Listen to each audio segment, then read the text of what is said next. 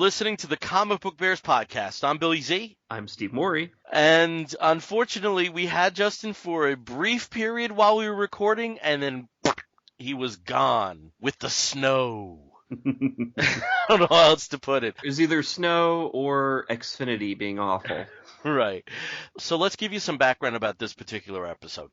When we started recording this episode, we decided to record an interview segment first, and then we were going to record the intro bumper and then the comic book talk that we were going to have after the interview. Our interview is with Bubba from Wabi-sabi Zinez. He also goes by the pen name of DRWB, and he's going to be talking to us about his work and also about the 2017 New York Queer Comic Fair that's coming up on April 8th in New York City. We had Justin on the line, and unfortunately, we lost him probably due to the snow or Xfinity's inability to stay on during the snow, I guess. So, or just stay up in general. I mean, it's Xfinity. So there is a chance when we finish the interview he may be back, but we don't know. So Justin has been absent from many of the episodes, and we were really happy to have him back on. Unfortunately, it looks like the fates are telling us no, not yet. We also don't have Brian on the episode tonight because he is acting as nursemaid to his partner, Pat, who had his wisdom teeth pulled out. And we certainly hope Pat has a very quick recovery, and we certainly understand why Brian wouldn't be able to make it given his added responsibilities. We've been gone for a little while. As a lot of you know, both Brian and myself are involved in consulting, and sometimes the hours get the best of you, and that has been the case in recent weeks. Steve, you've been pretty steady, though, right? Yeah, the good thing is I've been able to keep my work at the office and leave the office at a reasonable time, unlike some people who seem to be sending selfies from the train at 9 o'clock at night. Yeah, that's me.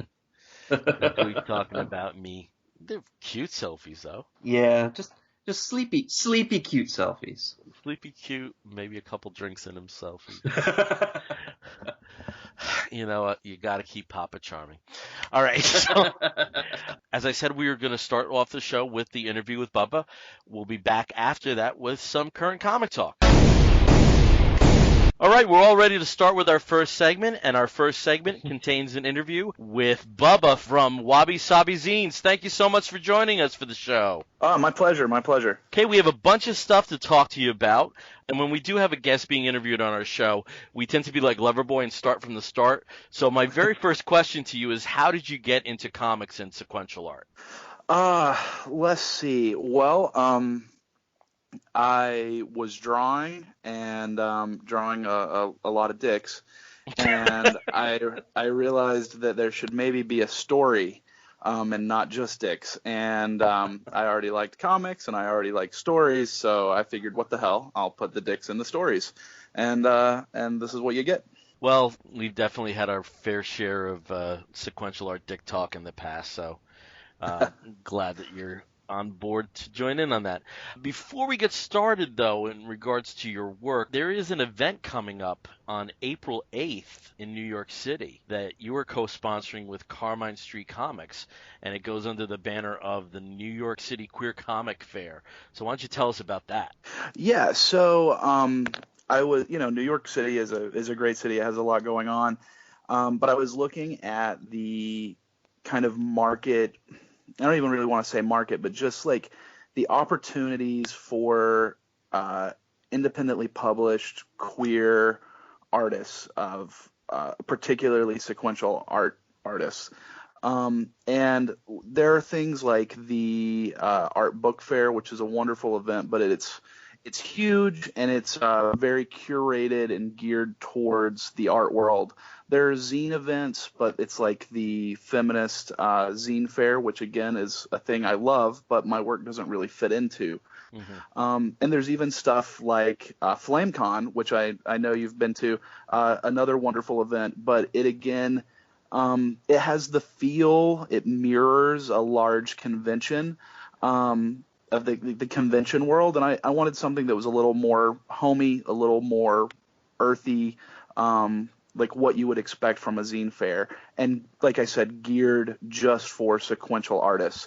So I looked around at the people I had met at these various shows, and I was like, hey, I could pull together, a one-day event. And I spoke to the wonderful folks at the Bureau of General Services Queer Division.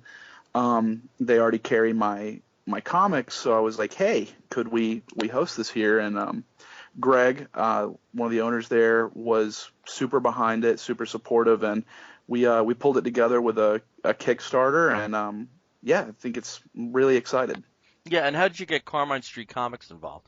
So Carmine Street Comics, when I first moved to New York, I was just walking around the village and happened upon Carmine Street Comics, which is a really kind of strange, quirky comic book store down on Carmine Street, of course. And I just, struck up a conversation with the owner, John, who's a wonderful guy. About a year later, I made my first comic, Odd Men Out, and I came by and I was like, hey, man, I made this. Would you be interested in selling this? Well, he read the whole thing standing in front of me, which you guys read. It's not super long, but just kind of like a pause in the conversation while he read the whole thing. And then he was like, yeah, I want to sell this. And so he put it in the store, and a couple weeks later, he said, "Oh, my artist in resident, he draws comics. His name is Pat Riley. He had a table at FlameCon. You probably met him there. He wants to have a signing with you. He'd like to do a signing for Odd Men Out." So I organized a signing with them, and ever since then, I've had a signing for every comic that I've released. So there was signing for Odd Men Out, for The Neighborhood is on Fire, Bad Sex, and for my newest comic, which is called Queer Genesis, which is like it's a retelling of the story of Noah's Ark from the perspective of the oldest son, Ham, but it's got kind of a queer twist. Mm-hmm. Something that's hard to put across to some people if they don't live in areas like New York or Chicago, which I think are the two most friendliest comic book communities to fanzine type publications and mini comics. Mm-hmm. There is this availability that you have. It's not that hard to get some of this type of material, even in the bigger stores like Forbidden Planet. And it's a shame that not a lot of cities have that. It really is. Yeah. Oh yeah, it's been very wonderful for me having my stuff in Carmine and in Desert Island Comics out in Brooklyn. Mm-hmm. Especially with Carmine, it's so close to NYU. There's a lot of foot traffic, and so the kind of people who would really enjoy it are coming over and finding it. And I just think that's great. So we want to get into your work, and I'm going to hand over the interview baton over to Steve first. Steve, why don't you take Bubba through some questions you have regarding his excellent book, if I may interject, The Neighborhood is on Fire. Thank you very much for joining us today. My pleasure. Pretty dang awesome. Let's just say I was very very pleasantly surprised when I read your books that you shared with us. And Neighborhood is on Fire is definitely, to me, was a very deep read. I think a lot of people, when they see sort of indie comics or even zines that are graphic in nature, they don't necessarily expect them to be a lot deeper than they actually are. They flip through the line art, they're like, oh, okay, it's great. But I love the story in this one. I love the depiction of the characters, and I really, because I read it from cover to cover, I actually really appreciated the fact that you did put, that you did include that essay towards the end. And was that in the original publication as well? Yeah. So I did the essay kind of as like my partner really felt like he didn't quite enjoy the ending of the story, and he felt like it needed something else, but I was dead set on my ending, and I was trying to think about, why I felt it was so important to finish this book, and I just I put all my thoughts together on a long bus ride, and that was the essay that I got. So the essay wasn't conceived of as I was coming up with the idea, because it couldn't be, in that the the Pulse shooting hadn't occurred yet. So, and that was really the impetus for me finishing the book. So I had already started it. I had done all the pencil and the writing, but I hadn't inked anything. And then as soon as Pulse occurred, I was like, oh my God, I have to finish this now. I didn't even, I had no idea what I had written until that occurred. So once that event, happened, I had to write the essay. I had to finish the inking. I had to get it published. And then it was just kind of like a race to get it created at that point. Well, yeah, and actually I did, reading about that, reading sort of at the, what kind of gave birth to the idea of this, of the story that you're writing, looking at the idea of this slice of life of these characters and a disaster that kind of brings them together, different aspects of the community that may interact in sort of peripheral ways, but are kind of forced together in this very tragic occurrence. And it was really interesting because the first thing that I started, when I was reading through it, I was thinking about Upstairs, the bar fire in, I think it was New Orleans in the 70s. And, reading your essay afterwards of, there's the Pulse corollary that, again, didn't happen or hadn't happened yet when you were conceiving the story. But then also Upstairs, I think you had mentioned that you actually hadn't known a lot about that before writing this story. So it was just very interesting, sort of getting that feel and getting sort of like a different take on that.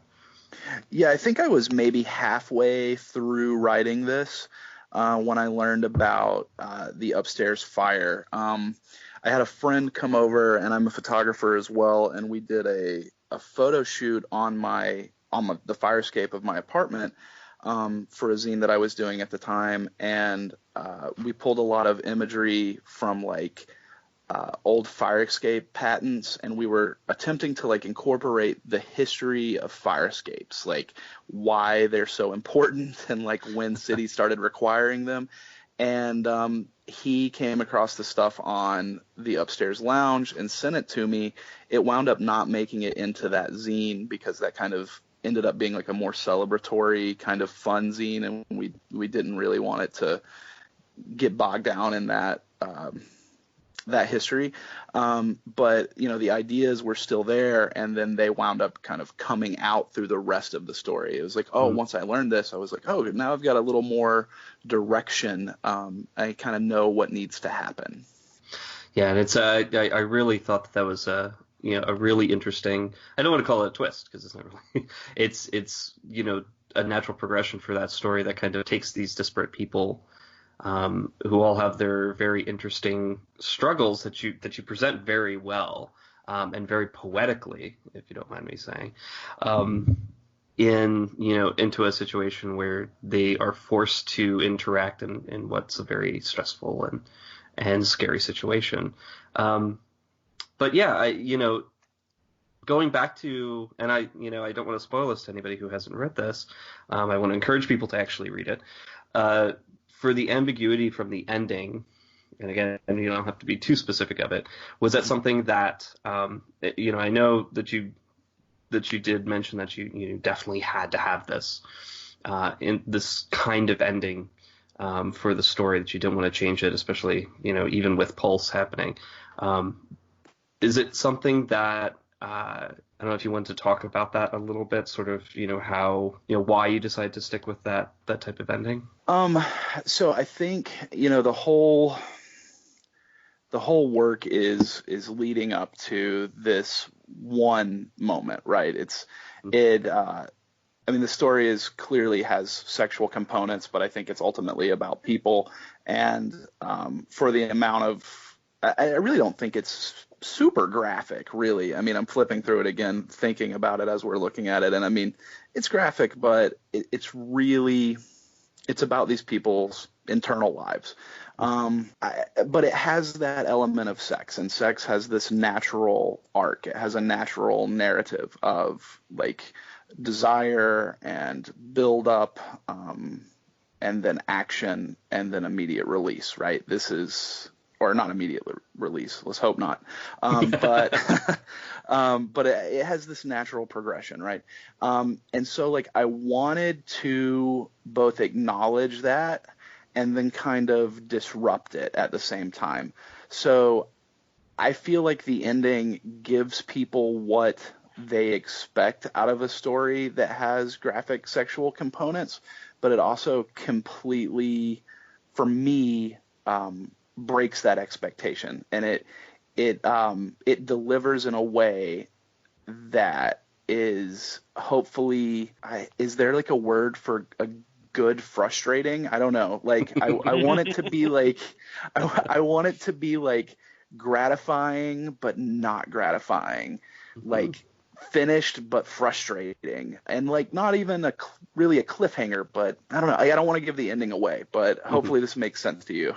Yeah, no, definitely it does, and I kind of I don't want to take too much more time because I know that Justin wanted to talk about your other book, but I found it very interesting, and we've talked to other guests on the show about this, in terms of inclusion, because the trans community is obviously a lot more visible now than it has been in the past, and I found it really exciting that you included a trans character as one of the men in the in the neighborhood bar, and going into sort of their thoughts, but also the thoughts of the man who was there to meet him, which was just really a very interesting kind of dialogue, or unspoken dialogue, I think, that was happening in their heads.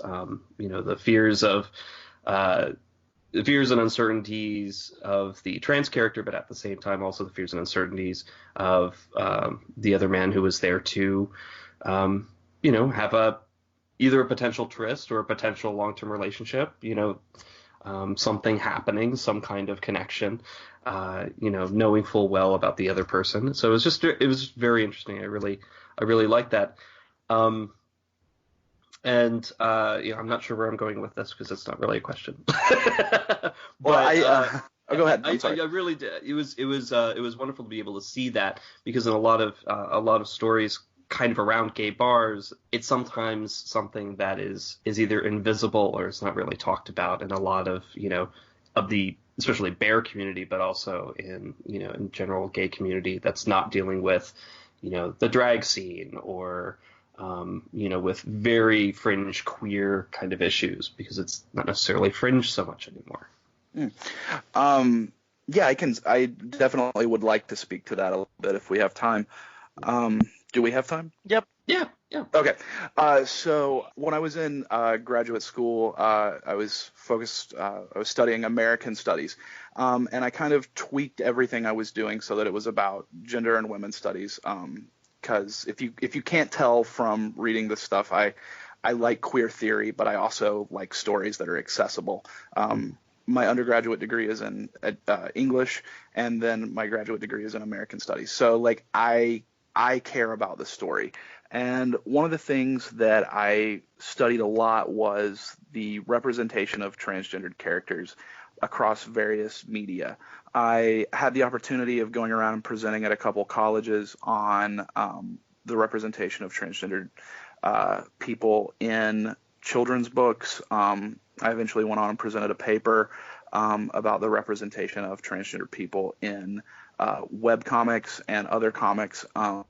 So Justin Hall's comic book, Glamazonia, was probably the first thing I read with the character who was like really kind of a hero, like gender non-conforming person.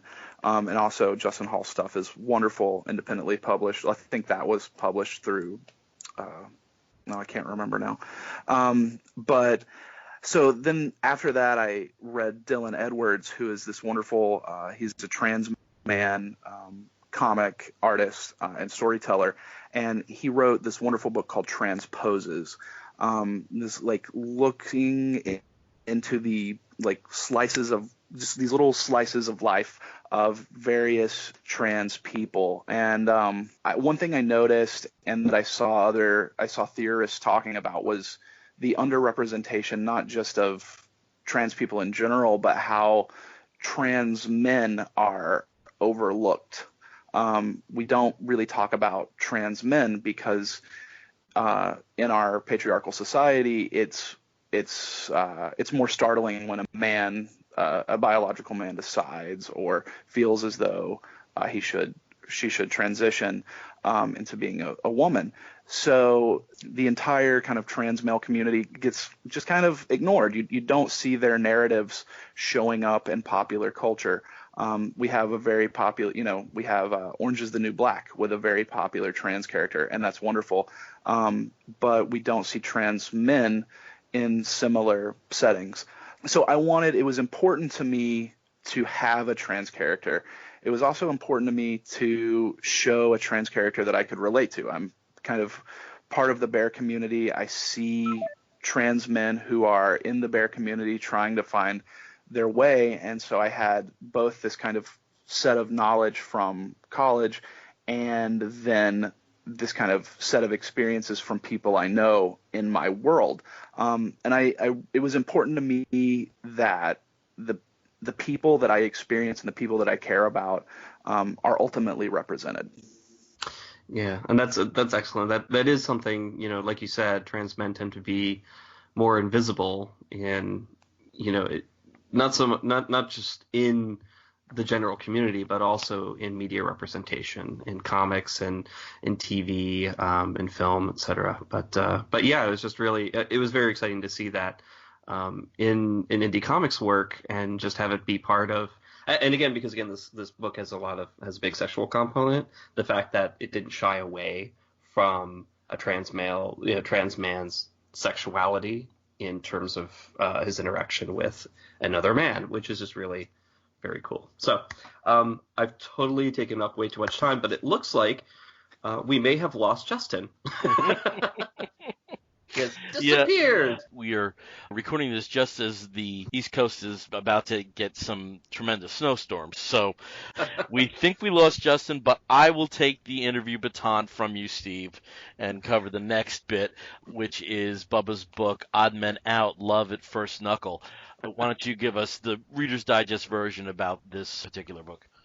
Yeah, no problem. I think I went on a little too long about queer theory and the neighborhood is on fire. Again, I feel like this book deals with an overlooked subset of the queer community, and which I've already stated is it's important to me to ensure that these stories are told.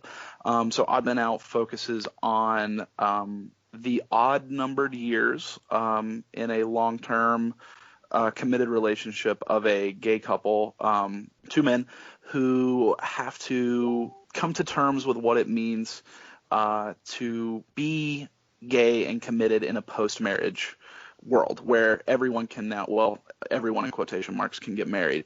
And then they actually, I feel like, face the limitations of what that means and how marriage can affect queer identities. Because I know tons of people, myself included, who have real problems with deciding on whether or not I want to participate in this social contract that we have developed over these years. I mean, I often feel like as queer people, we should be inventing something entirely new rather than adopting what has been given to us through our, heteronormative ancestors. So it's really about grappling with those notions. It's pretty short. I feel like it's kind of pithy. People tend to read it in one whack, usually while they're standing in front of me, as I mentioned earlier. Well, one thing I thought that was very interesting about it is these two characters basically come from a punk rock perspective. And as somebody who is very much drenched in that world and have been for a long time, there is an asexuality to punk. At least in terms of, I think, an outside view where if you are in that community, it's highly sexualized. And I really enjoyed how you kind of tore that, kind of pushed the curtains back a little bit on that, because I think of you can't really call him that, but a figure like Henry Rollins, who is a highly sexualized person, but if you told me that he's never had sex, I'd believe it. Because of the coyness of how he touches on sexual issues, and that was one aspect of the book that I really, really enjoyed, and I don't think I've seen too many illustrations of that sort of dynamic. Thank you. I appreciate that. I think I have to acknowledge a lot of influence from Bruce LaBruce here.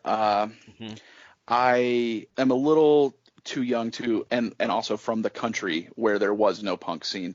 But I'm a little too young to have experienced it as it was happening. So I kind of, got the ripple effect as it reached out into the hinterlands of America. But I've always been fascinated with the punk scene and identified with the aesthetics. And then I found Bruce LaBruce, the filmmaker, and he has this obsession with two things that are deeply meaningful to my art, and that is incorporating graphic sex into very human narratives so that it shows kind of the humanness, the of what it means to be alive. Like if you're alive, you're probably a sexual being in some way. And he just completely dives into that. And then the other thing that he really likes is kind of showing these what fringe communities or subcultures participating in those cultures. Does that make sense? I think that makes complete sense. I also am familiar with a lot of his work, like the Raspberry Reich, and there's some very interesting stuff there. I also really appreciated how you handled the kink element. I don't want to say gives a sense of propulsion to these characters' relationship, but is certainly a part of it. And I was just wondering if you had, if you were hesitant in any sense to illustrate that, or because it never was a turnoff. There were never. I think anybody who, even if they did have no familiarity with those particular areas of kink, like fisting, that this is told in such an economic and specialized way, that this is part of their life, that it wasn't sensational in any context. And I think sometimes when you do see erotic portrayals of kink graphics, it always falls into that. And for this, it was something very different. I'm really happy to hear you say that, because ultimately that is what I want with all of the sex that I do illustrate, sex that I bring into the storytelling. It's supposed to be erotic on some level, but it's not supposed to be titillating. You're not supposed to lose the story. You're not supposed to lose the humanity over the fact that sex is occurring. And I try to present sex as naturally as it occurs, or as, I don't want to say flatly, because it's not a flat subject. Sex is, of course, very exciting. But yeah, I try to present things as they occur. If you are into fisting, then that is part of your life. If you're into water sports, that is part of your life. If you are a trans man, which is not a kink, it's an identity, but that is also part of your life. These things, all these identities, all these ways of being in the world exist and need to be acknowledged as valid. If you don't mind, I'd also like to transition over to some discussion of your other work. One of the other books that you had sent me was something much more along the fanzine line, which was Bad Sex. Yeah.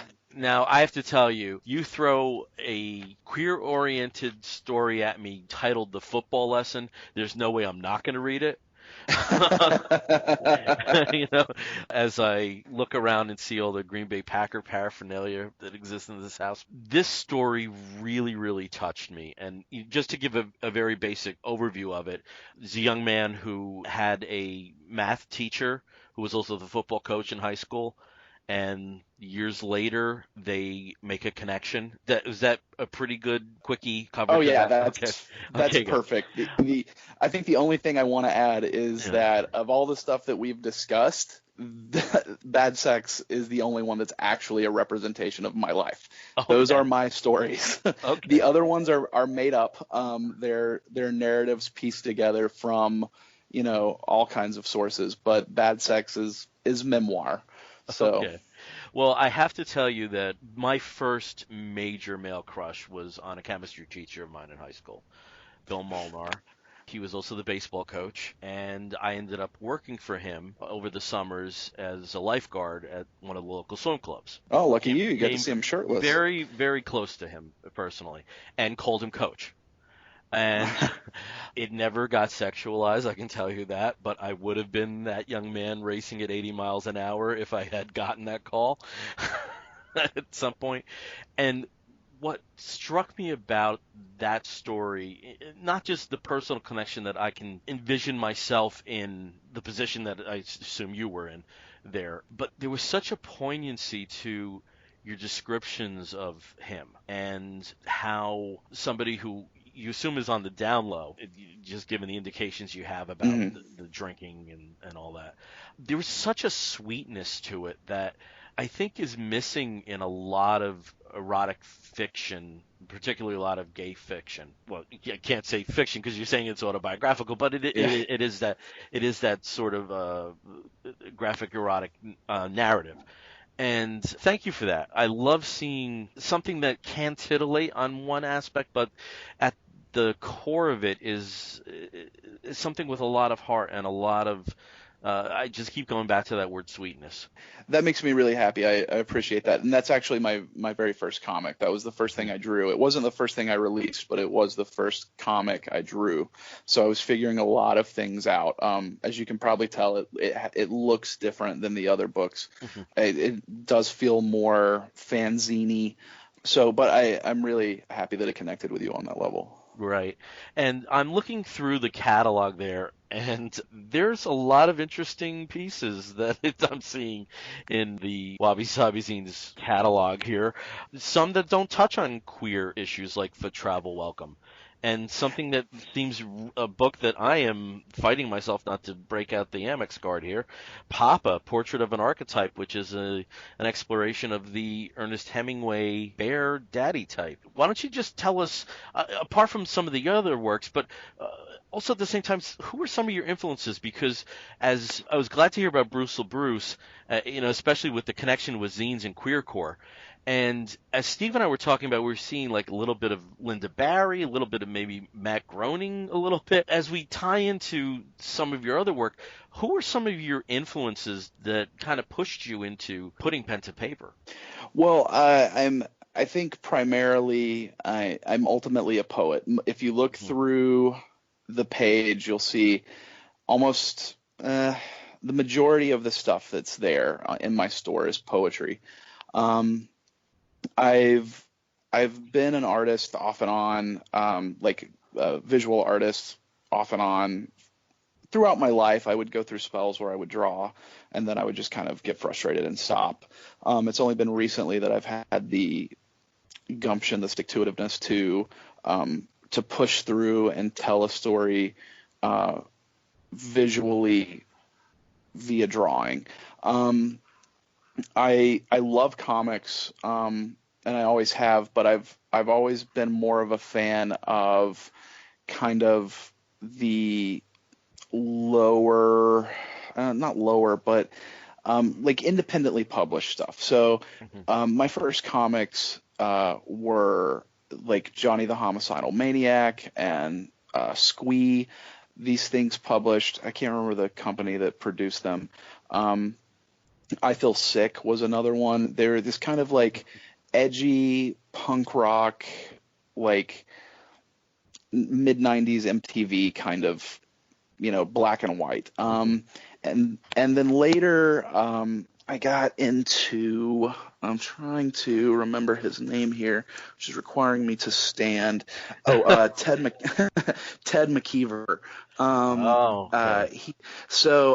I think, my art doesn't look like either of those artists. The guy who did, I was just talking about Squee and I Feel Sick and Johnny the Homicidal Maniac, he went on to make Invader Zim on Nickelodeon. Right. So that was his kid show, but his comic books weren't really kid friendly.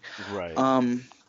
So those were that definitely company, Slave Labor Graphics. That's what it was. Yes. They had a very interesting trajectory in that they would publish these really avant works, and at the same time partnered with Disney on adaptations. And sometimes there was crossover with the personnel going into animation. Yeah, so there's some really interesting stuff that came out of that company. And again, it was like probably like mid '90s, I think they started.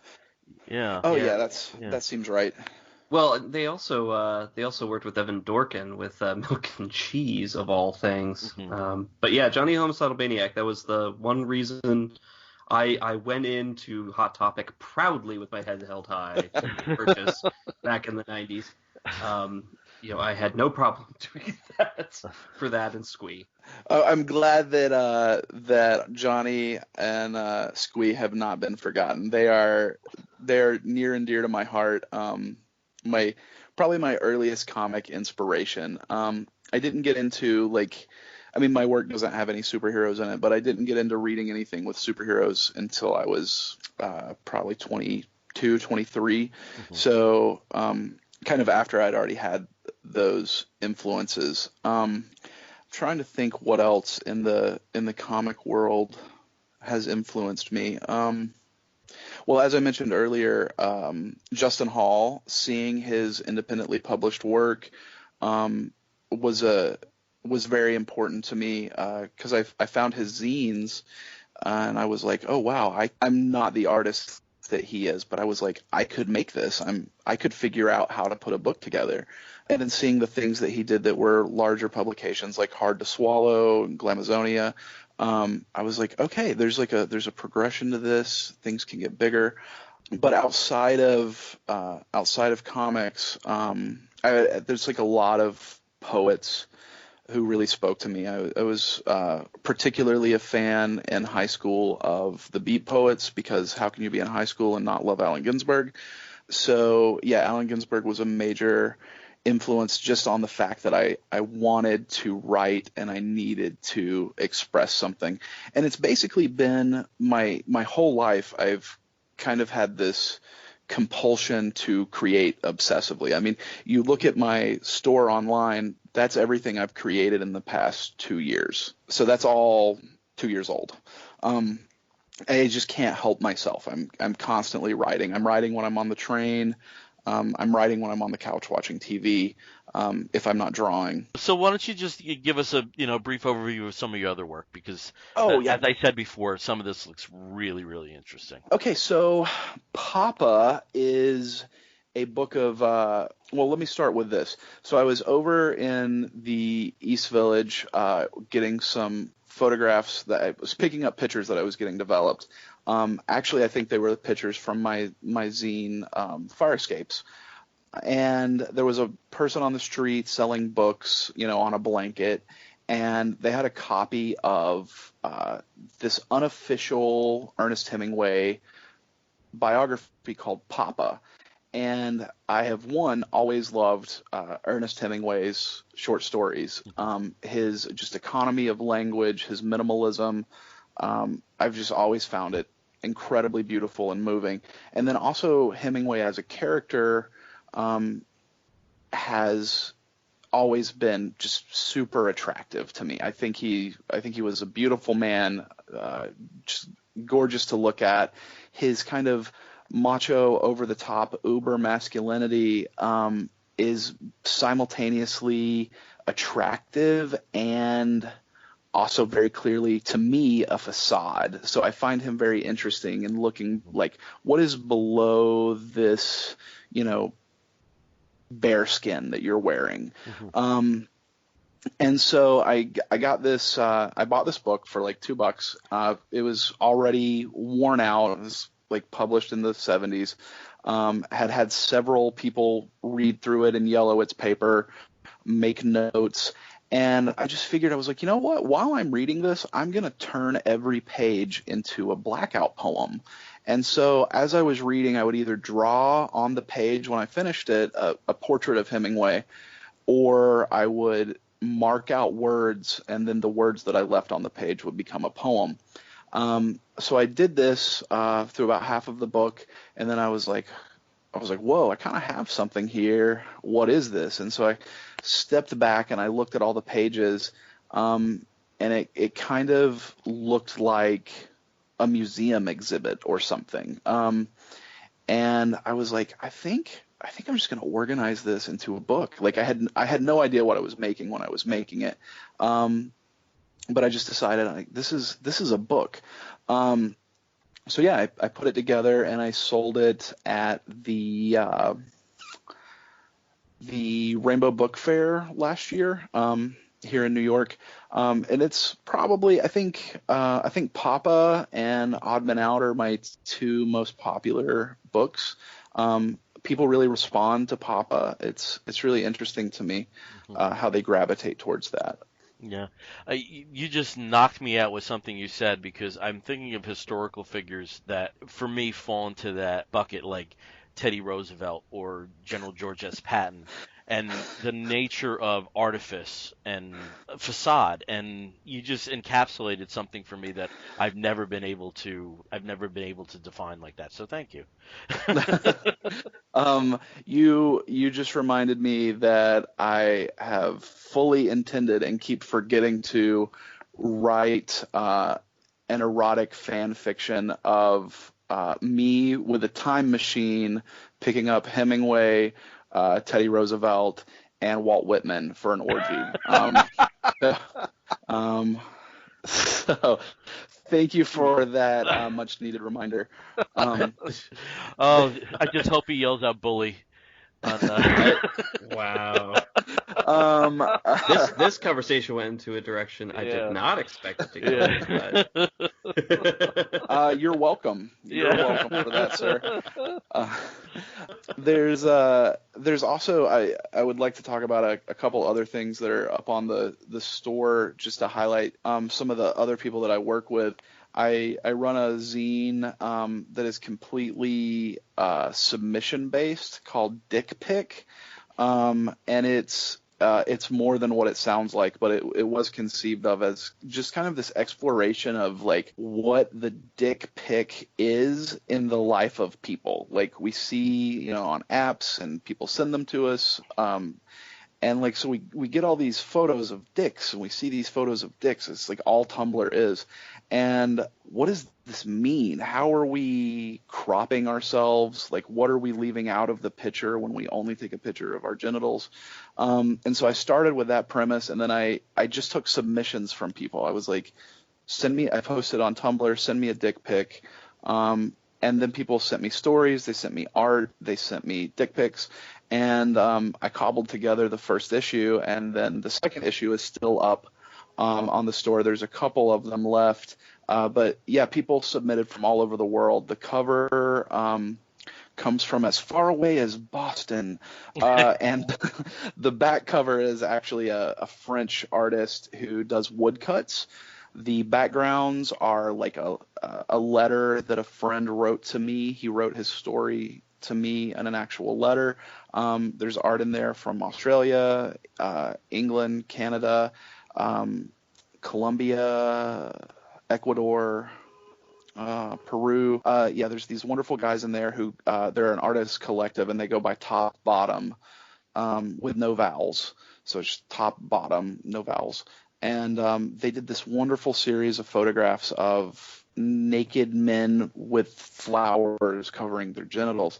And it's very, very beautiful stuff. So I was lucky to have them submit. So that's up there as well. I think the oddest thing that I have up there is a book called Under Construction, which is a book of anaglyph, which is red-blue 3D photography that I did, of a friend of mine masturbating on a dump truck, and then a series of poems that catalog my interest in construction workers from a very young age to the present.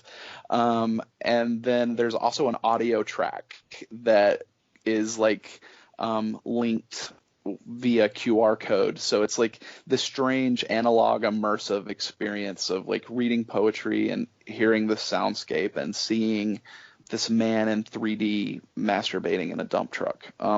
Yeah. I don't know. That's the weirdest thing I think I've made. Okay, before we wrap up, let me throw that baton back to Steve. Steve, is there anything else you have for Bubba? I'd like to argue and say that I think maybe the coloring book of penises might be kind of up there with weird things that you may have made. And that's very interactive. It's a very interactive art. If you think about it, you can color those penises any way you want. Also available online at your store. It is available online at my store. It's also available at Carmine Comics. And I have to say that the only reason that comic book exists is because two friends of mine who like to color for her birthday and his birthday. So that was conceived of entirely as a birthday gift. And if you get that, you'll see inside the dedication to one Ray Gonzalez and one Leah Hale. So, well, that's definitely a great present. And I have to interject now, since this is a nerdy podcast. My friend Leah, who I was, the inspiration was her birthday present. She colored all of the people to be various Star Trek races. So there's a Bolian penis.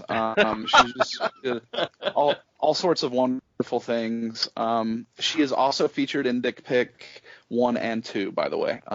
She's an artist and writer. So that's fantastic. That is fantastic. We go from like the queer theory to coloring penises. I think that's awesome. It's a Star Trek dick right there. Yeah. The Star Trek dicks. We don't get enough of that in our lives, really. I mean, we've all had those fantasies of let's see, Archer, Riker, younger, not that much younger. Younger to middle-aged Shatner. I gotta tell you, I have a sweet spot for Boston Public Shatner. Okay, well, we're gonna wrap this up, but Bubba, again, if people want to attend the 2017 NYC Queer Comic Fair, where would they go, and what can they expect? They would go General Services Queer Division, which is the bookstore at the NYC Center, located on 13th Street in New York City. It is from 1 to 7 p.m. on April 8th. Yeah, I hope to see everybody there. Oh, I can give you the address. It's 208 West 13th Street. 208 West 13th Street. And I am very happy to say that I will be there, not only selling my Crime Fighter Inquiry and Comic Book Bears wares, but I'll also be interviewing some of the other exhibitors there, and I'm really looking forward to that. And thank you again for inviting me to participate in a situation that's beyond an exhibitor. So thank you so much for that. Okay, and then also, if people want to hit your zines, and if they listen to this episode, I cannot imagine that they won't, where would they go? Wabi-sabi Zinez with a Z .storeenvy.com. So that's WABISABIZINEZ.STORENVY.com. All right. Thanks again so much for coming on. We really, really appreciate it. My pleasure. Thanks, guys. And we're back from our interview. And again, Bubba, thank you so much for joining us for that, what I thought was a really insightful interview. I was really happy how that one turned out. Yeah, I definitely ran the gamut from, like we talked about with the neighborhood, his neighborhood book, queer theory and queer representation and all of that. And, also sort of the representation of kink and, relationships. And also, of course, coloring books featuring dicks. Yeah, Star Trek dick. Star Trek dicks. Yeah. Well, yeah, and of course Hemingway in Naughty Ways. Naughty Way Hemingway. Apart from all of that, we have also read some comics recently, and I'm going to throw it over to my brother Steve. Steve, why don't you tell us about something you've been reading recently that you've enjoyed? Well, one of the series of funny pictures in different colors with lots of words on them that I've been reading lately has been Archer and Armstrong by Valiant. And friend of the show, Rafer Roberts, has been writing this wonderful book, and of course Mike Norton providing the art for it. It actually just ended. It was a 12-issue series, so I guess what they used to call in the 80s, I guess a maxi series. And it was a single cohesive story all the way through with a couple great arcs. But the final arc itself tied it all together by bringing Armstrong together with his ex-wife, who also happens to be a goddess, and the character of Gub Gub, who is a mini clone of Armstrong with a very crazy eye and an interesting fashion sense, who at one point has his brain switched with Archer, so it leaves Archer with the brain of Gub Gub and Archer's body with the brain of Gub Gub, and poor Archer himself being kidnapped by a coalition of Soviet scientists, one of whom is actually trapped in the body of a bear, and some super capitalists who have been dosing the people of Florida with bath salts. So it's a crazy, wonderful series. I loved it from start to finish, and I was so excited that Rafer got to tell the story that he was wanting to tell for the great characters of Archer and Armstrong. I'm looking forward to the next time I see Archer and Armstrong, which I believe they are coming back in a small mini-series involving, I think called The Immortal Knights, but unfortunately will not be written by Rafer. And I think he really brought a lot of great humor to this whole series, and it's sad to see it end, but he is still writing with Harbinger Renegades for the Valiant universe. So, if you're really interested in continuing to read some Rafer and your favorite Valiant characters, Harbinger Renegade is definitely the next thing to read. But Archer and Armstrong, I know that you've been reading some of the back catalog for that series, Bill. So is this one that you've gotten to yet? Of Archer and Armstrong, the older Archer and Armstrong? Yeah, I know you've been reading some of the older ones. A little bit. I got up to about issue 7 that I was reading as they came out, and then life got the better of me, and they've been piling up. I'm actually holding 11 and 12 as I'm talking to you. The main cover A of 12 is everything you can ask for in a wrap-up to a series. You literally have all the main characters in a really charming pose. And if this doesn't suck you in to say, hey, I should check this series out, I don't know what would. I did want to just, give it time to read it, because there's, it's one of those series, there are others that of recent times like Prophet and, even something like Josie and the Pussycats where you don't catch everything the first time round. I would definitely lump A&A in that bucket there. So I want to have some time to read this and not just skim through it, because as I was skimming through it, I'm seeing the bear in a lab coat, and I'm seeing a very old lady who Armstrong is referring to as wife. And I really want to savor that. I don't want to rush it. I'm glad to hear from your lips that this is a very worthy addition to the Valiant canon, and at some point I will check what I haven't read so far. Well, and even, the great thing about this series is that it has a lot of side stories and a lot of side, what seem to be very peripheral tales that don't necessarily have to do with the main narrative, but of course it's all wrapped up in the last issue. So, if you're looking for what happened with Sister Mary Margaret and her entire group of pop star codenamed sisters of assassins, basically, or also and I forget the Fishman character's name because it's going to drive me nuts right now. But if you're looking for the wrap up to his story, you'll definitely get Davey it as well. So Davey the Mackerel, love it. But yeah, I think that issue 12 was definitely a great ending point, and everything seemed to be wrapped up. Of course, obviously there's some potential there for some future storylines, but definitely. When the trade's out for, I guess for this would be the second or possibly the third volume would end the series. Definitely pick it up. Right. And how great was it that midstream they added Mike Norton on art? Oh yeah, I think it was a great addition.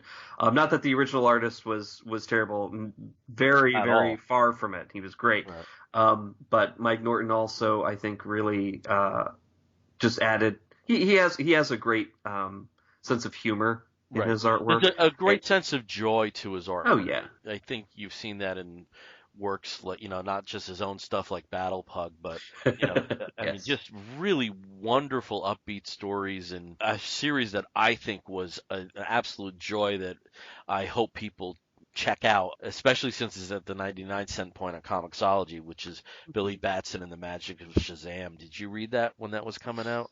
I did not. I actually, well, because that would have been right before my return to superhero comics. The first couple of issues are by Mike Kunkel, who was behind Hero Bear and the Kid, and then the creative team switches to Art and Franco writing with Mike Norton on art. And it's the classic Billy Batson, the classic Marvel family. Really wonderful stuff. One of the things that I did want to mention while we're still talking about Mike Norton, in the last couple of issues of Archer and Armstrong, the last arc, there's sort of a side story where Davy the Mackerel and a villain who has been trapped in Armstrong's bag for hundreds of years have been basically having adventures together, in side stories, and they end up in this town craft fair in Florida, and of course Mike Norton is very well known for putting pugs in things. There's an entire table worth of pug statues that somebody has carved. That makes several appearances, not just one, but makes several appearances in the series, which is actually pretty funny because every time when you spot it, you're like, it's pugs, Mike Norton. Okay. Well, you mentioned side story, so that's going to tie into my first comic I'm going to talk about. And if you've been following the Hasbro books that come out from IDW, you'll know that there was a recent crossover series called Revolution, which combined the worlds of G.I. Joe and Transformers and some of the more recent acquisitions like Micronauts and ROM and Mask. And there have been a series of tie-in issues. Some I've been picking up as I've been able to find them for a little cheaper than cover price now that the series is over. And this was a book that was so much fun to read. It's Transformers More Than Meets the Eye Revolution. All the ongoing series have their own Revolution tie-in in relation to the miniseries. This follows a group of Decepticons that are such losers that even the other Decepticons think they're losers. They go by the name of the Scavengers. Even their names are hysterical. Croc, Crankcase, Fulcrum, Spinister, and Misfire. Even the back cover will give you some reference to where this story goes. It's the Scavengers versus your childhood in a story that exposes all other art for the sham that it is. What will the universe's worst Decepticons make of the world's greatest crossover? So we have this group of Decepticons that come back into the orbit of Earth just in time for Revolution. Among the other characters they meet are a really annoying G.I. Joe member who is effectively a clerk. And, so the G.I. Joe operative that they have to contend with in this story is MP3. The conflict arises when they come into contact with a dire wraith. Now, the dire wraiths are the big bad, along with Miles Mayhem and some other Transformer elements in Revolution. But this dire wraith is different. This dire wraith doesn't want to take over the world. This dire wraith would rather socialize and gossip. So he doesn't really fit in with the dire wraiths. So in order to rid himself of being locked into this madness that's going on in the Hasbroverse, he is going to attempt what he calls the crossover with MP3 so that they can share a body. I'm telling you, this story is so batshit crazy. And it was one of these things where you're turning every page, and I swear, Steve, there was a laugh on every page. Oh, that's good to hear. And the main Decepticon out of this group really, really hates humans. And MP3 figures that out at the end, though they've been together in this mission. It's the kind of crossover you didn't have to read one page of the Revolution crossover of the main book to enjoy. The creative team on this book is Nick Roche and James Roberts on writing duties, with art by Alex Milne, and I really recommend this. This was a joy from start to finish, and especially with a crossover that was, I don't want to say dark, but it was heavy-handed. The Revolution miniseries. This was a really, really unexpected turn, and I'm very glad I picked this up. It's definitely it's definitely different. I haven't been following, or haven't really followed any of the IDW Hasbro books at all. Yeah. And I know that this massive crossover is kind of one of their biggest ones that they've done in a long time.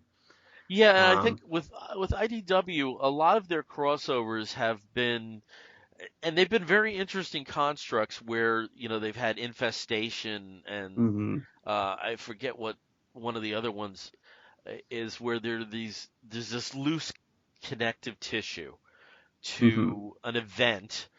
Mars Attacks, I think, is another one that you can talk about. Yet the individual properties don't really tie into each other. This one, with the benefit of Hasbro being the owner of a couple of the franchises, this I think was really their first one that really spread out pretty well. So, Steve, tell me about something else you are like. Well, since we're pretty much going with indies, or I should say, like outside of the big two right now, I'm going to continue that and go to the big number 3, which would be Image. And of course, this year, 2017, is the 25th anniversary of Image Comics founding. Back in 1992, when all these horribly disenfranchised writers and mostly artists from Marvel Comics decided to band together and create their own superhero comics mostly. Who would have thought that 25 years later, Image Comics would be one of the foremost platforms for independent comics, for, non-superhero, personal, creator-owned, whether it's, an autobiographical comic, sort of an odd, weird science book, whether it's zombies, which is huge, obviously with The Walking Dead, and very, very few superhero books now. It's really not their bread and butter. It's a lot of really cool stuff. And to that effect, Jeff Lemire, who as of late has been really into the superhero books, working for Valiant, of course, and also with his now, I think, just about ending exclusive contract with Marvel. He is, in a way, getting back to his original roots with Royal City. And Royal City itself is very much a similar feel to his Essex County graphic novel that was, at this point it's early 2000s, I think, when he originally published it. It's been a good amount of time. And in fact, in the back matter for Royal City, he does talk about it as, something that he started on when he was very young, when he was in his 20s. But now that he's in his 40s, he wants to get back to that. He wants to be able to tell a new story and do it in a sequential form, in a serialized form, I should say, rather than doing it as a single one and done graphic novel or a trade. He wants to tell his tale, from month to month. And Royal City itself, if you're not used to Jeff Lemire doing art duties, it may be a big shock or surprise if you haven't seen a lot of his previous work, like Sweet Tooth, or possibly Trillium, or any of the other books that he's kind of done artwork for. Since this is all his work right now, it gets that great pathos that's from his earlier stuff, is a very realistic, gritty feel of this family in the small Canadian town, or Canadian city, I should say, small Canadian city, mixed with what could possibly be seen as a magical realist element. And I don't want to say too much because I think that kind of is a bit of a surprise for the final page that you want to build on. So I appreciate that, since I have the issue and haven't read it yet. Yeah, I'm not gonna tell you what it is. But let's just say that if you've been paying attention through those pages, and this is an oversized first issue, so if you haven't bought it yet, it's a bit pricey. It's $5 cover price, but it is worth it. There's some clues to what the twist is that pop up throughout the book. But I do have to say I thought it was very beautiful, very well done. And again, we're not really sure if that twist is real or not. Mm-hmm. He does leave those questions open. So now one of the things, Bill, that you're going to appreciate is that every issue of Royal City will come with a track listing in the back for a Royal City mix. So and it's not necessarily music that fits with what you're reading on the page, but it's music that Jeff Lemire was listening to as he was doing that issue. Nice. So, possibly there's some subconscious, informing going on between what's on the page and what he was listening to. But you get to actually see the track listing, and not only that, if you do have Spotify, he does link to the Royal City Comics Spotify playlist page, so you can actually get that as well as part of your Spotify playlist lists. So Royal City, definitely want to recommend it. Yeah, I have a whole lot of Jeff Lemire to catch up on.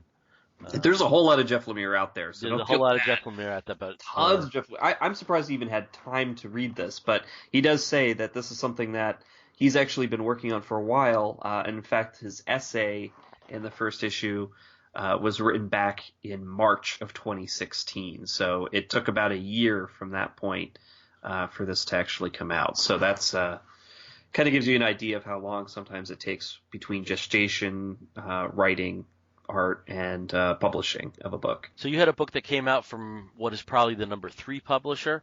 I'm going to jump over to the big 2 right now, and I'm going to jump over to a whole lot of big 2. Well, they're just so small. They don't get a lot of press. I know they don't get a lot of press, but we love them. And everybody knows that I'm a DC zombie. Over the weekend, I had the opportunity to get completely caught up on DC Rebirth. And the thing that strikes me about DC Rebirth is that I have to say, as we are right now, the only book that I can think of that 5-10 years from now people would be saying it was a great run is the Tomasi Gleason Superman. I've raved about it incessantly on this show. We are just starting the Superman Reborn arc, and I loved it, of course, with what we had in the first issue, but I talk Superman to death. I want to give a focus onto some of the other books that are part of Rebirth, because the thing that struck me, especially as I'm reading it in this big cluster, is that the books are all solid. I wouldn't say a lot of them are great books, but a lot of them are very, very good books. And I just wanted to point out some things that I think people would like. Springing out of Superman and the Batman titles as well is Super Sons #1. And in this book, we have the adventures of Damian Wayne and John Kent in their guises of Robin and Superboy.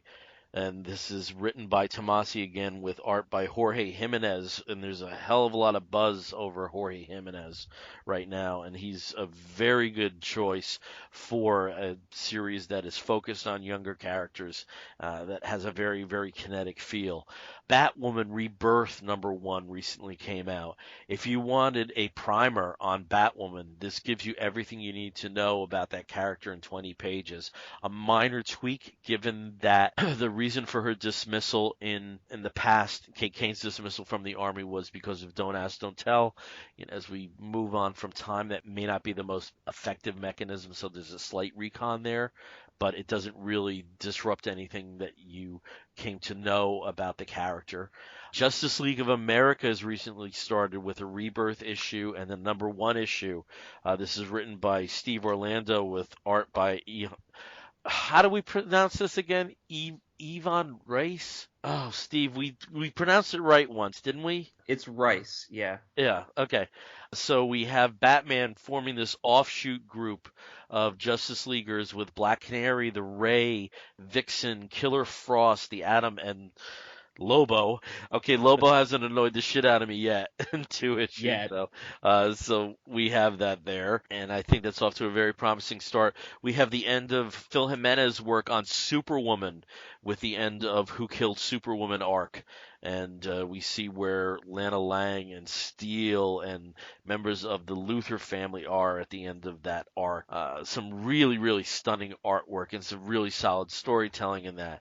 We have Titans, written by Dan Abnett with art by Brett Booth, that gives us the pre-New Teen Titans members as adults, in some context, making their foothold in New York City as a new base of operations.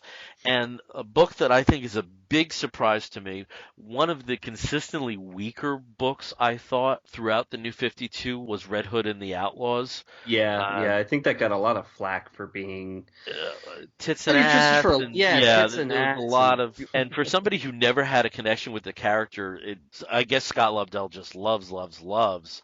But the rebirth twist on this version of Red Hood and the Outlaws is that it's basically a Dark Trinity. We have a Batman analog, naturally, with Red Hood. We have a Wonder Woman analog with Artemis, and we have a Superman analog in the form of a Bizarro. And this issue that I just read, issue number 7, is a really, really sweet story about how Red Hood discovers that he can trust this Bizarro, that though there is a tremendous amount of power that probably should be put down with a kryptonite bullet because of the potential damage that this creature can do, he finds something in Bizarro. I'm sorry for some spoilers here, but you get a lot of that just from looking at the cover, that he knows that he can trust this Bizarro going forward. And it's a nice story, and just a real surprise, because Red Hood and the Outlaws was consistently at the bottom of my stack, and this has made it to the midway point. So there's my very brief DC Rebirth coverage there. Anything else you want to talk about, Steve?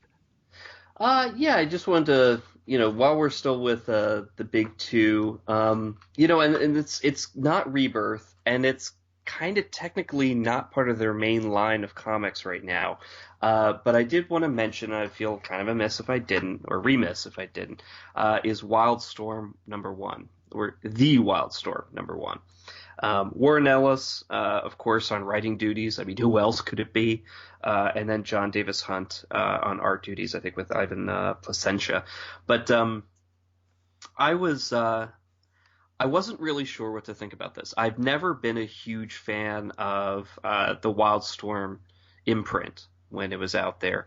Obviously, it started, got its start with, Image, back 25 years ago with Jim Lee, and then, of course, kind of spun off on its own. And then, so weird hearing that 25 years. 25 years ago. Well, I mean, 25 years ago, Jim Lee was just, another hotshot artist, and now he's co-publisher of DC. Wildstorm itself obviously has gone through a lot of changes over the past 25 years. I mean, there's, they've gone from publisher to publisher. They've had a lot of not really. It's just been Image and DC. Well, it was slightly independent for a while. No, it wasn't. You're thinking of Liefeld. Oh yeah, that's right. Yeah, with the Extreme Awesome. Yeah. That's right. You can't say that to me, because it justifies their existence in the forms of Supreme and Glory and Prophet and Judgment Day. There's a lot of good Extreme. That came out of it. Okay, fine. I'll concede that. Yep. But you can't make me read half of that stuff. Sorry. Not until it was later. It was picked back up. It's rough. Yeah, I will give you that. It's rough. After I finished the Alan Moore Supreme, I went back and read the pre-Alan Moore Supreme. Woo! Oh, the worst successes of '90s. The worst. Like, every page is a splash page, so that the artist can make more money. Selling the pages on the collector's market, and books that you can read in 3 minutes. And I will never dispute that there isn't a lot of stuff that's tough to get. Bloodstrike. Ooh. Yeah. So I should definitely. But let's go back to Wildstorm. So yeah, I should definitely say this Wildstorm does not resemble any of that. In fact, this is definitely a story-driven. Yeah, and even though the titles I was mentioning were from Liefeld's group, Wildstorm was just as guilty with some stuff. Oh, yeah. When you look at, Deathblow, Oh, yeah. yeah. There's a lot of stuff. I mean, Stormwatch ended up becoming a beautiful thing, when it gradually became the Authority. But boy, there's some tough points to get through with that.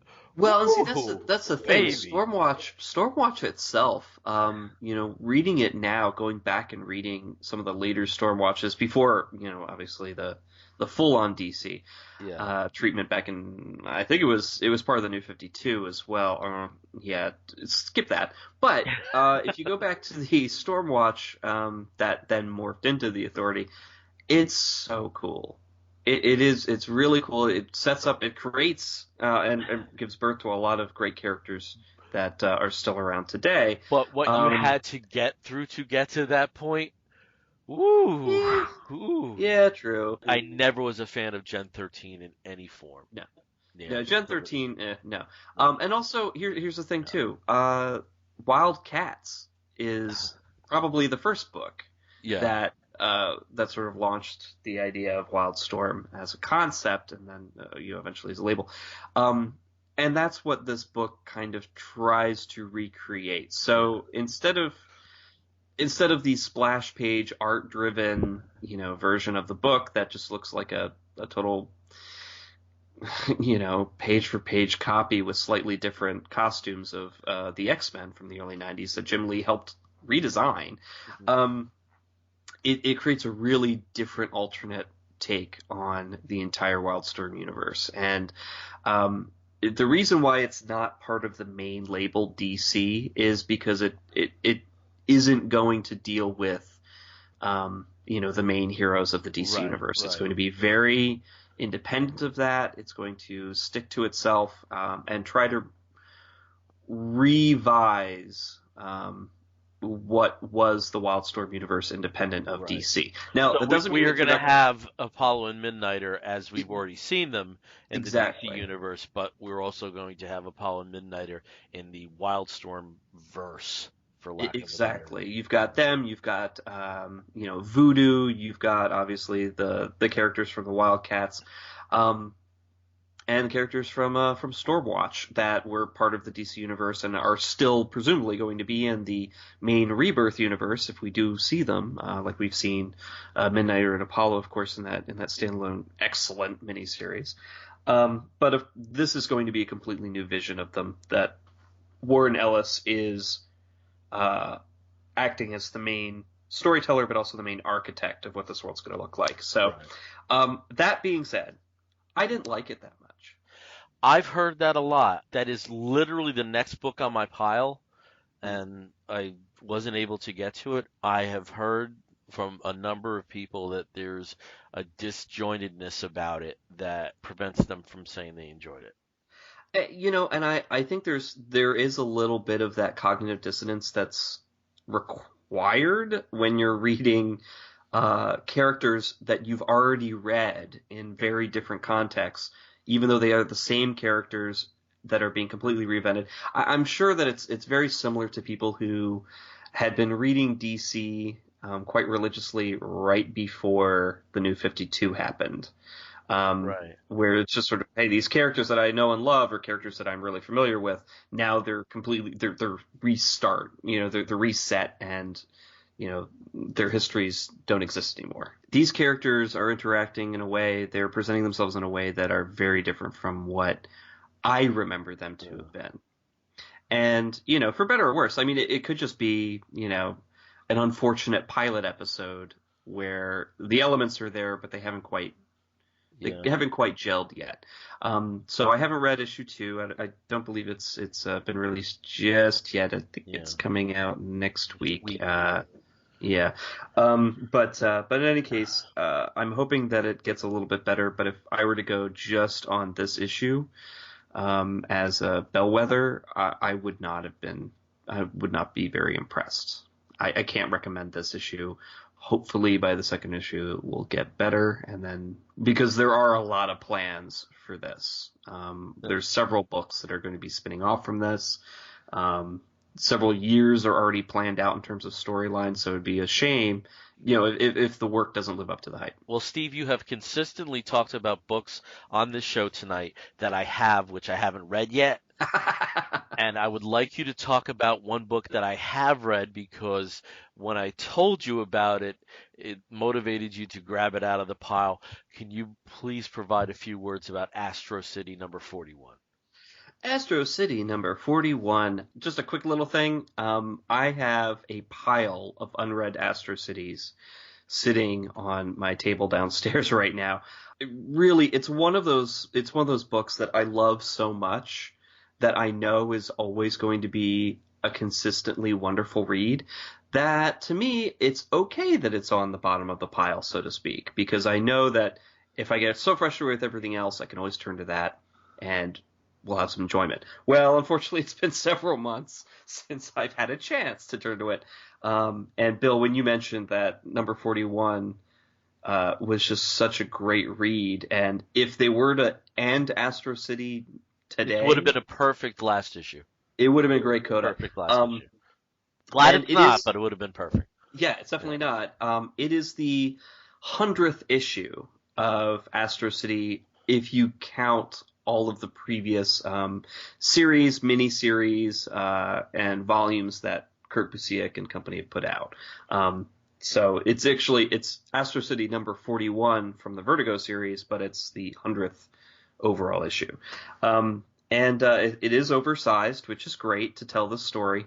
And I love it. It's definitely it takes place in the early years of Astro City, and actually right before Astro City is even Astro City. Kind of gives you the origin of the name, and also the origin of, well, being a city of superheroes. And it's told from the perspective of the man who eventually became the mayor during the 30s, 40s, and his active years in the 30s, 40s, and 50s, when Astro City was known as something different. But I thought it was incredible. I mean, the art is the art. It's this, it's consistent Anderson artwork with some helping hands. Beautiful cover, of course, by Alex Ross. I mean, it's Busiek at his best. So, and that's one thing I have to say about Astro City is we've always had Alex Ross at his best. Mm-hmm. With these covers, and it's not just because he has a proprietary interest in the co-creation of these characters. Of course. There's something about how he attaches himself to an Astro City cover that is different from some of his other work. I find that he's a little more open to being simpler with some of the Astro City covers, and I think in a lot of ways those are more effective. I do separate his Astro City work from his other work.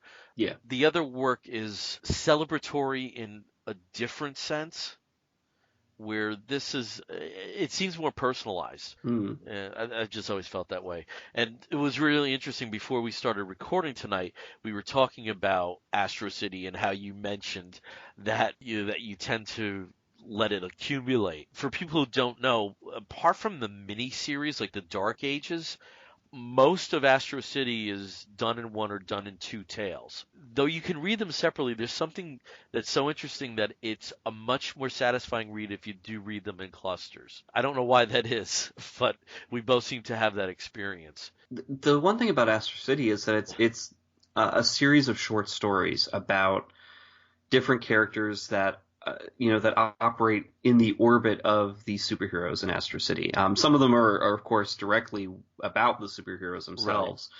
But some of the more interesting ones are for the people around them, the people right. that are, deeply affected by these superpowered beings in their lives, living right. in a city that's constantly under threat from intergalactic warlords or, the crazy costume villain of the week or what have you, You will find some interesting stories, like a man who, because of a retcon, no longer has a wife. and feel something is missing, or you have a superpowered character who opts not to be a superpowered crusader, but instead lends her talents to the making of special effects in movies. Mm-hmm. So many interesting characters that populate Astro City. Yeah. It's great. It's never jumped the shark. Yeah. Yeah. I mean, one of the cool things about Astro City is that there is that thread of history that comes with it. It is it's like Ken Burns if he decided to do a comic book series or comic book documentary series on the history of a city and and the people in it. It's very personal. There's a lot of I'm sorry. All I have is this vision now of, and then Samaritan came and saved us. Mary Chestnut. Ken Burns narrating a superhero story. You have fucking nailed Astro City. You fucking nailed it. I never would have described it that way, but that is so apropos. Yeah, and actually it makes sense when you have you have the stories that are about the superheroes themselves told by their perspective, but a lot of times the best ones, my favorite ones, are the ones where it's the woman who lives in the crazy weird haunted side of town, going to work every day. Just like that story and that series of stories, because that woman does appear again later on in different miniseries.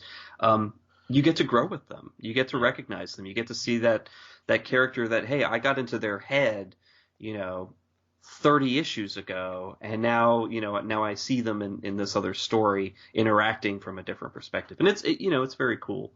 And and I think Astro City 41, if you've never read Astro City, it's an interesting introduction. Right. You could start with this, or you could end with this. But it is pretty cool. And Bill, I don't know if you noticed, but the who's the geek character? He showed up in the first issue of the Vertigo series. I can't think of his name. But he makes a very interesting reappearance here on just a random page, and it's very Morrison multiversity if you want to bring it up that way. But it's an interesting appearance, and so you know that there's something happening. Yeah. And that this particular story is going to be referred to later on as some kind of important event. Right.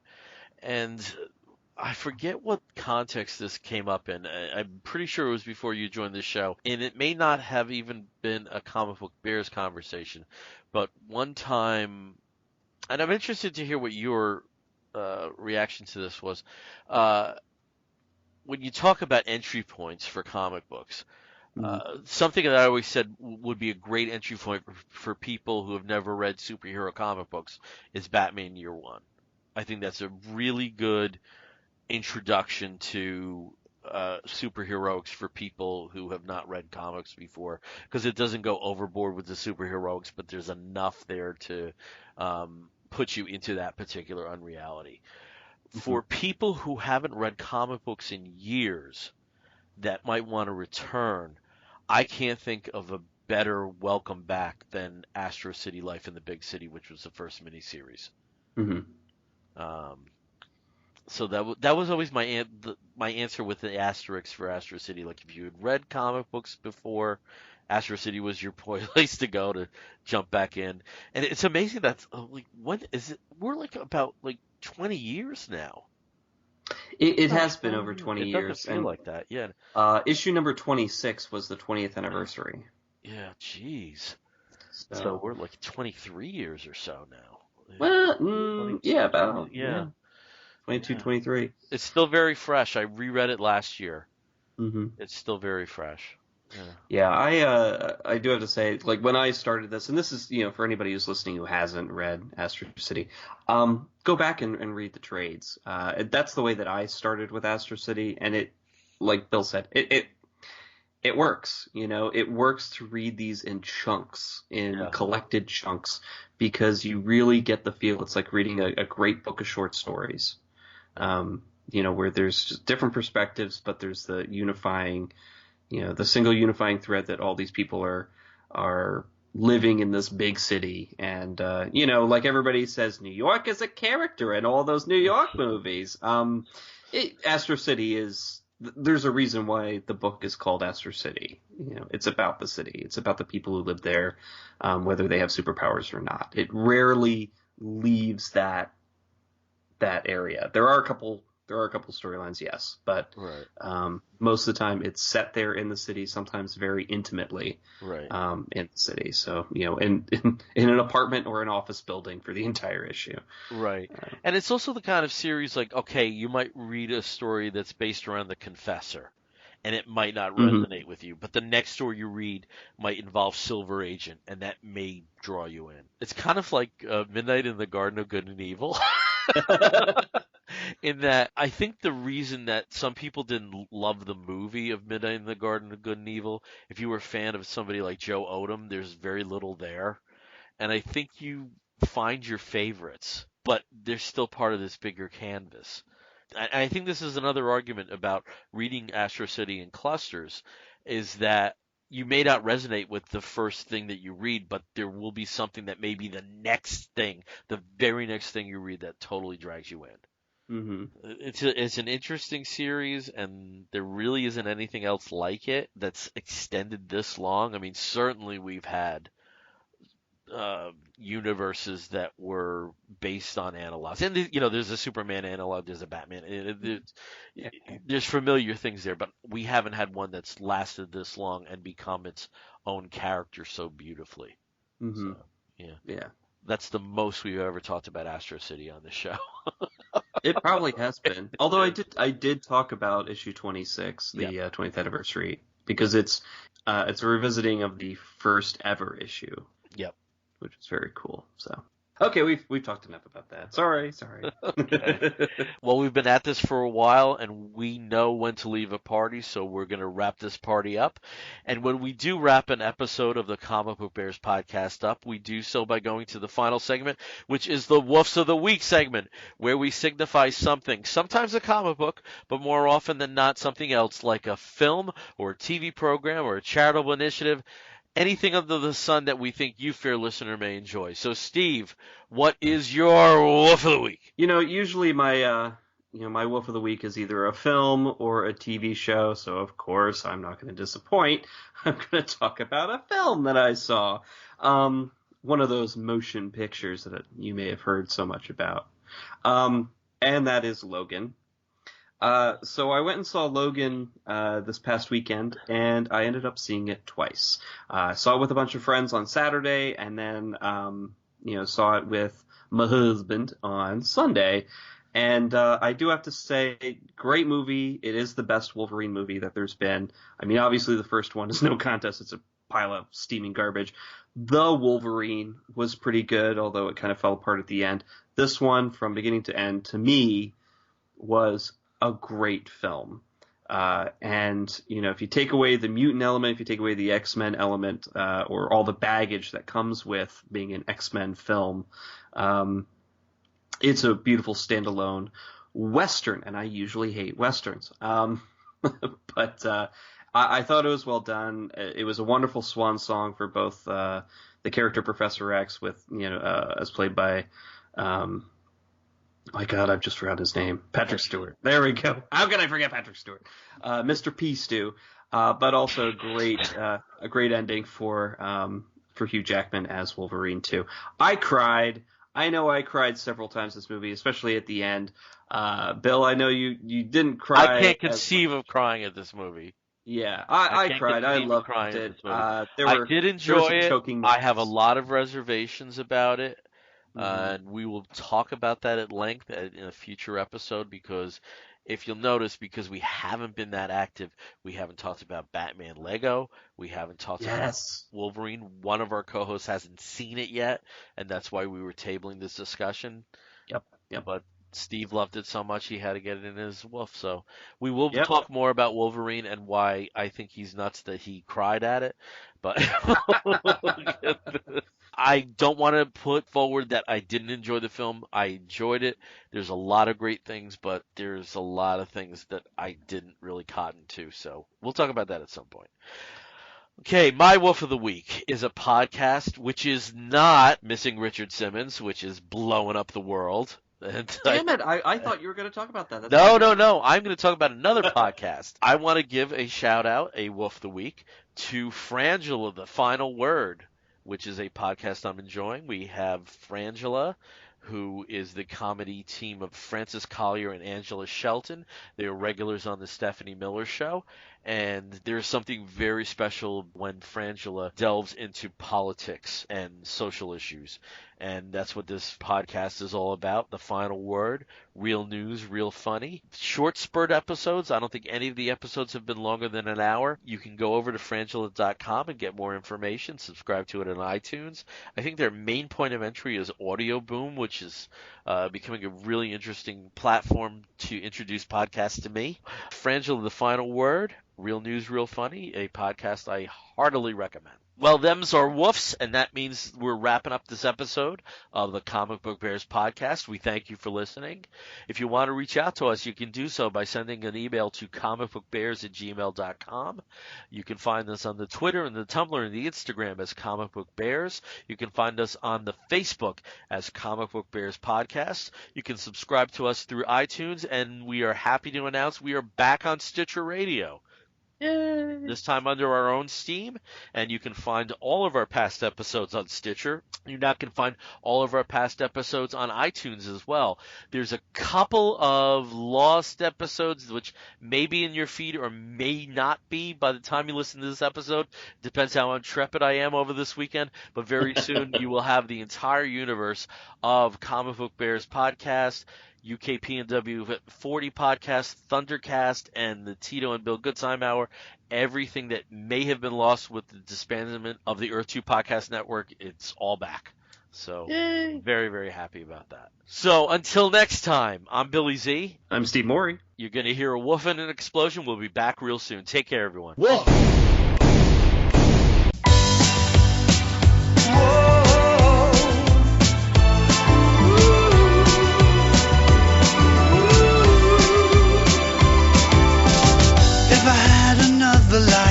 Another one I'm in, I'd reach down into my soul and find a little love within. I'd emerge as someone new, dressed in another skin. Be someone who wants something more, and not the fool I've been. I look into your eyes to see what I can see, but I only see a paper face staring back at me. Only you can understand what love is meant to be, and it's a strange thing, undoubtedly. It's